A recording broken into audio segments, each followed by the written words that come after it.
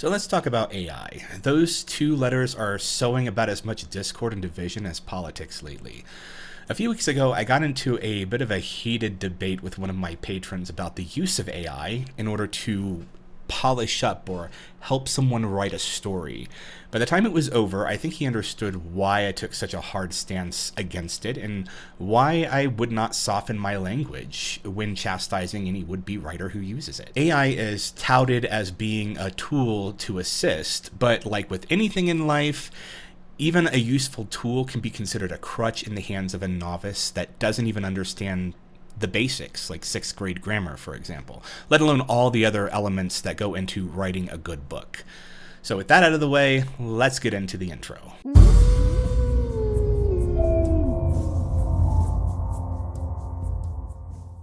Hello everyone, I'm Aaron Dusk, indie author of 2 books, The Mark of Amuli and The Varcross Key.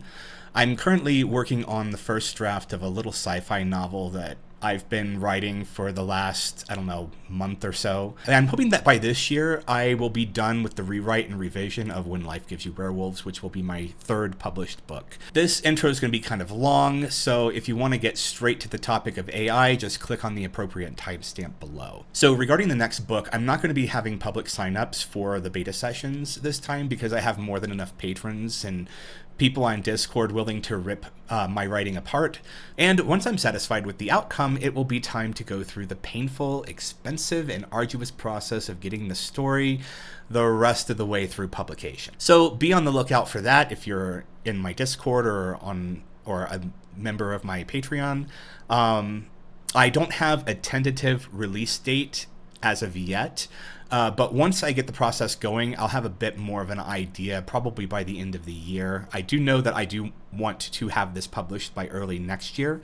So that's just to give you a bit of an idea of my timeline. I try right now to publish a book every 2 years, just because it is such a long process and there are other things that I need to work on. Plus, I have a full-time job as well, doing something else. And I also kind of have a life outside of everything else. So, like, for instance, tomorrow I'm going to be fat bike riding with a few coworkers of mine and going to be having some fun out in the freshly groomed snow. The rough draft of When Life Gives You Werewolves was up on my website for free, but since I'll be starting the rewrite and revision process in about March, I've since taken it down. The EPUB is still available on my Patreon, but that's pretty much it. I'll be replacing that section with the upcoming Space Wolf story I've been writing. I haven't really settled on a title yet, so I'll be making that one public as soon as I rewrite a lot of the beginning, which I thought was rather boring and could use quite a bit of work. I'm not used to writing sci-fi, okay, so cut me some slack. So while I'm on the topic of being off topic, I did say in the last video that I would give updates on my weight loss and my progress. As you can probably tell from my face, I'm like looking at my face right now, it doesn't look quite as fat as it used to, but as of today I'm down to 216 from 228. That was at the start of this year, and while that may seem like a fuck ton of weight in a very short period of time, you got to understand most of this stuff is like water weight from all of the high salt and ultra processed carbohydrates and stuff that I was gorging myself with for months, during the holidays and during all the depression and everything else like that. So the real fat loss is probably about 6 to 8 pounds, which is about on par for the healthy 2 pounds a week of weight loss. So don't freak out and think I've decided to go all Ariana Grande on you. And as far as training and weightlifting, I'm getting closer to being back to where I was when I was at the peak of my lifting performance, which was, I want to say, back in September of 2023. That was when I was like maxing out on just about everything. Once I start maxing out on things, I'm going to probably have to upgrade from my little home gym here and try to find a gym, around where I work. So this way, when I get off work, I can just go to the gym, or probably somewhere around Leadville, because obviously I can't leave my dog alone for like 12 hours a day, every single day. That's just terrible. So it's probably not going to be for a while because there's still, a lot you can do in a home gym. You might not be able to get like the most optimal workout, but you can still, do things to lift to failure, to go to failure, whether it's, maxing out the weights or, going for duration, for going for more sets, more reps, that sort of thing. Right now, though, my muscles aren't quite there yet, and since I've gained so much fat, I can't really see my veins as much anymore. I'd like to get back down to that again. A few pounds of fat loss isn't that much of a big deal, but that's not what's been the best part. My clothes are fitting better again. Right now I'm wearing a size 36 jeans, which were very snug at the start of this and are getting pretty loose, so I'll be back into my size 34s before long. And once I start, and even the size 34s, like when I was at my lowest weight, we're starting to get pretty loose. So I may have to drop down another size to size 32s. I don't see myself going past that, just because my goal weight right now is to get to 175. I want to get to 175. If I don't get there, but if I put on a lot of muscle, that's also great too. So I'm not necessarily looking at the scale when we get down to that level. I'm looking more at body composition. And that's way more of an encouragement than the actual number on the scale. The scale is going to fluctuate from week to week, and you'll have a couple of weeks of plateaus. But as long as there's weight redistribution going on as your body's composition changes, you'll start to feel it and you'll start to see it as well. And no, before anyone asks, I am not on Ozempic, nor do I have any desire to risk my health taking unnecessary prescription medication for just a few pounds. I've proven to myself time and again that I have the discipline to control what I eat and my physical activity. And for myself personally, knowing that I'm not a lifelong slave to the industry that poisons us on a daily basis is rather freeing. So that's another spicy topic for another discussion.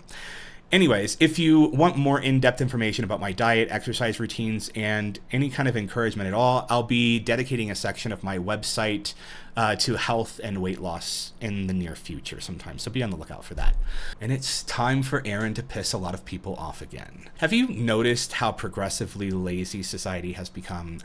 This is not some millennial or Gen Z phenomenon. Ever since the dawn of the industrial age, life has gotten easier and more sedentary and more secure, though I could argue that security is being challenged in today's economy and job market. But again, another video for another time. These have been mostly positive changes for humanity and has propelled us toward a future at rates we couldn't even fathom well over a century ago.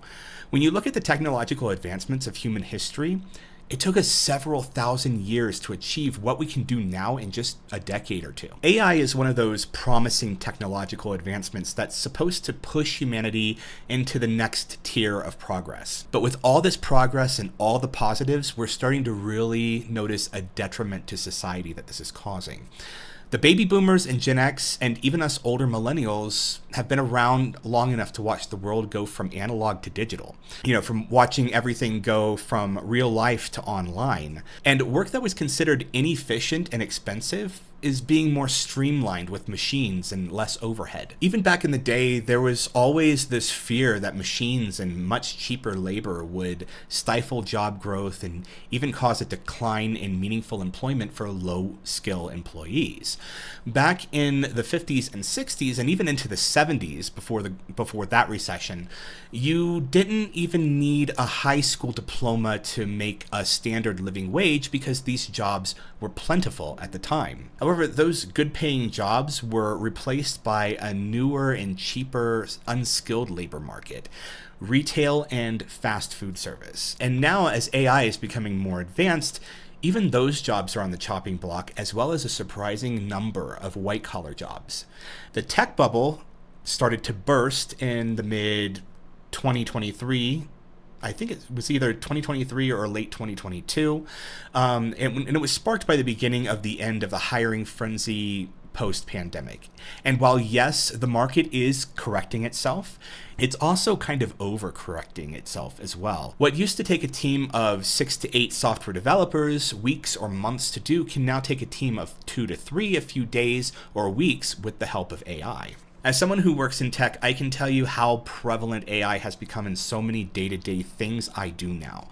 While I'm not solely doing software development anymore, I can tell you that AI has proven very useful for systems administration tasks and even database management. This is progress. Whether you like it or not, that's where we're headed right now. And this has been happening for as long as we've been industrialized. Hell, it's been happening since as long as we've had tools, basically. Assembly robotics replaced factory workers, and now AI is replacing other mundane and repetitive tasks. But what happens when that creeps into the creative world? So I'm going to get a little philosophical here. The very foundation of humanity is the creativity and imagination that gave us thousands of years of art, stories, music, and everything in between. The collective soul of our species is interwoven in these fundamental quirks that come with existentialism, intelligence, and self-awareness. We are unlike any other species on this planet in regards to this. So this is where the contention lies. If AI could replace the last bastion of humanity, which is creativity, then what purpose does humanity ultimately serve? Remember when I mentioned how this generation is lazier and more helpless than the last? And now we're reaching a point where Gen Z and beyond will not be able to function at the most fundamental levels without the aid of technology. And this goes so far beyond our reliance on the electrical grid or on modern medicine.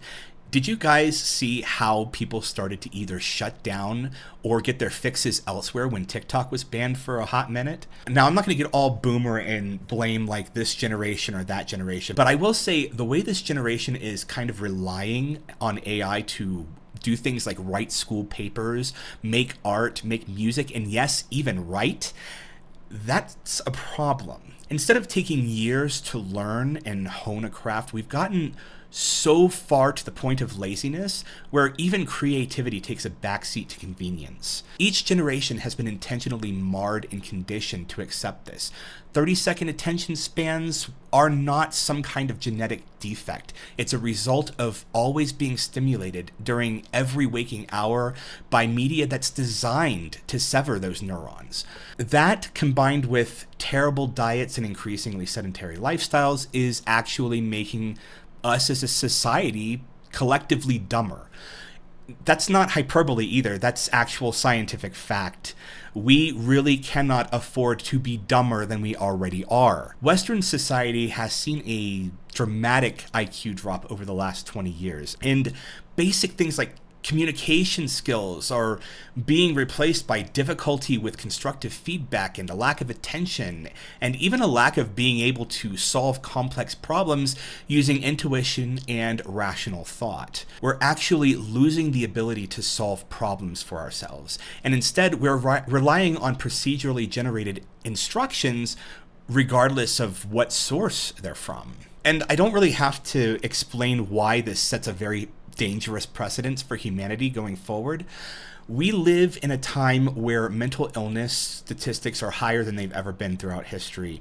And while there are many different variables, in my opinion, the main causes can be boiled down to two main things at the moment, and that is social media scrolling and no sense of self or creativity, or even a sense of having much of a future. You can see it in the video games and movies and just about every other form of entertainment these days. It's so formulaic and vapid and boring and safe that yes, AI can write it. I can 100% guarantee that major media corporations are using it right now, and many people are not even noticing it. And if you take a moment and unplug from this constant diet of the equivalent of gray goo, you'll start to see just how similar everything is. Everything is the same somehow. Look at all the fantasy books Goodreads promotes every year. Everything reads the exact same way, just different enough not to plagiarize one another, but similar enough that every book can be compared literally scene by scene to another in the same genre. Every movie now is like this. And when you get a formula that works and will keep people stimulated while at the same time offering nothing of real substance or art or humanity, you sap the very soul from the population. That's the promise of AI when it comes to creativity. The very soul of humanity is art. And when the human aspect of art is gone, that's when society becomes a soulless, mindless, consumeristic society. And you have to remember, the people at the very top, they want consumers, not creators. And we're willingly handing them that control right now with AI. Now, don't get me wrong. Once again, I am not saying all aspects of AI are evil and terrible. Obviously, in places like the medical field and even in tech, it's becoming very, very useful. But in the creative field, we have to draw the line here. And when using it comes to writing, there is no AI at the current time that can create anything on the level that a good writer can. The only way that could happen is if the AI somehow becomes sentient and is able to experience human emotions, mortality, love, pleasure, trauma, all of the things that shape who we are as people and also shape who our characters eventually become in our stories. And quite frankly, if AI gets to that point, we're fucked.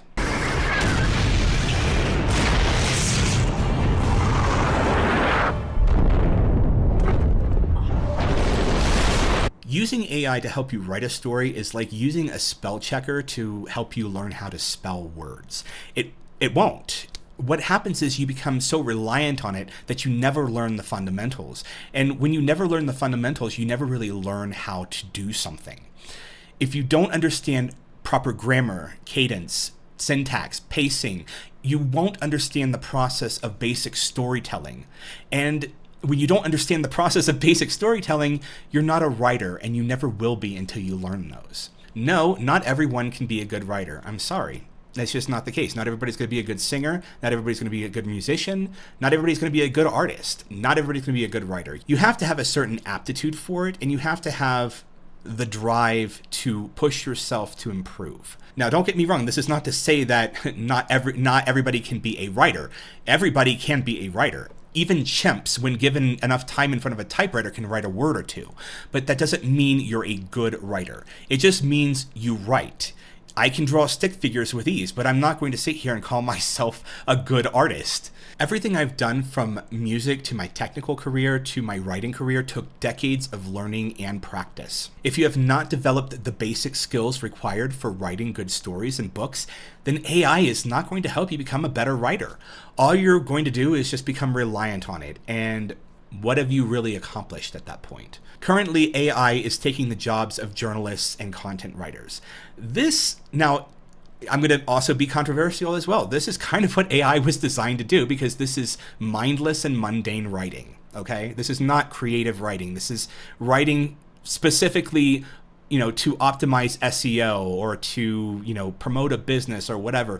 You're using a lot of science and business instead of creativity here. So this is kind of what AI was designed for. And honestly, to take information and regurgitate it for SEO optimization in the fraction of a time, I mean, how could a company not want to use that instead of having to hire somebody to do the same thing? Thankfully, though, AI cannot write a good story or novel. This is why, even though Amazon is flooded with AI garbage now, people can usually tell right away that something's not quite right when they read it. Seriously, try to have AI generate a story and then read what it comes up with. It's like if there was an uncanny valley chart for words. Its word choice is rather sterile, and the emotional pivots are just strange. And the plot is so precise, never really deviating toward anything twisty or unpredictable. There's never anything deeper with the words, because they're just words that mean what the AI knows they mean. But that's not how the human brain works, and that's not how an average human thinks. And when you read stories written by AI, or even if it's written by AI and receives a bit of a human touch afterwards, there's always that soulless feeling that you get behind those words, because they don't mean anything more than what words mean. Music is kind of the same way right now, but let's face it, when's the last time you heard music with soul from this industry? Art is also not safe from this. AI can mimic the design of basically any artist, and it's getting better at doing so. There are a lot of artists out there that many of my patrons follow, and their livelihoods are being affected. But really, aside from style, what kind of soul do these artists put into their work, really? And I will say this, AI is taking over porn because it only serves one purpose. There's nothing deeper there. There's no deep artistic symbolism or meaning. It's just porn. It's art's equivalent to TikTok. It stimulates for a minute before the person moves on to the next one. AI can do this perfectly. Again, that's what it was designed for. It's not designed to create anything thought-provoking or intuitive or wonderful. It's designed to stimulate an already overstimulated society. So as far as creativity goes, real artists that actually create things of substance will be fine. Your fans are not going anywhere, your supporters are not going to go anywhere, because they actually get something more from what you're creating. There will always be people who support us because, yeah, we add something deeper to the craft. It's not just writing the same thing or drawing the same thing as other people do over and over again. I mean, how many freaking Blythe versions from Elden Ring do you think all these artists can create all at once before it starts becoming a little bit boring? Actual creators are going to thrive, while those that rely on cheap repetition and stimulation are going to be the first to lose to AI. I'm sorry, but that's just the way it is. Because the audience that you're catering to is the audience of the goldfish attention spans that can only consume things that don't require higher thinking or appreciation. But those are my spicy feelings in regards to AI and how it's being used. I don't think it will ever truly replace human-made art, even if it purposely adds those imperfections that make art great and human. Those of us that have the skill and experience in the creativity will continue to succeed. Those people that rely on shortcuts and crutches will never achieve anything of merit or greatness. And if you're thinking of using AI to help you write stories, all I can say is don't do it. Find it in yourself to understand the craft first, and the patience to take the time to actually learn it. Have some actual purpose and dignity, and stop taking shortcuts in life. It's not going to help you mentally, emotionally, or physically. All you'll be is a loser with no purpose or ambition. And that's all anyone will see you as, because your work will tell us all we need to know about you as a person. And if that sounded harsh, I was actually being pretty polite compared to what I could be saying, because I have made my stance on this very clear to anyone that knows me. I don't respect people who take shortcuts in life and expect long-term success. Those people are not worthy of respect or admiration. Anyways, if you liked this video, feel free to give it a thumbs up and comment. And if you hated this video because you're an AI loser, feel free to thumbs down and complain in the comments section. You'll be stimulating that AI algorithm YouTube loves. Subscribe and check out my links in the description, and I'll see you next time.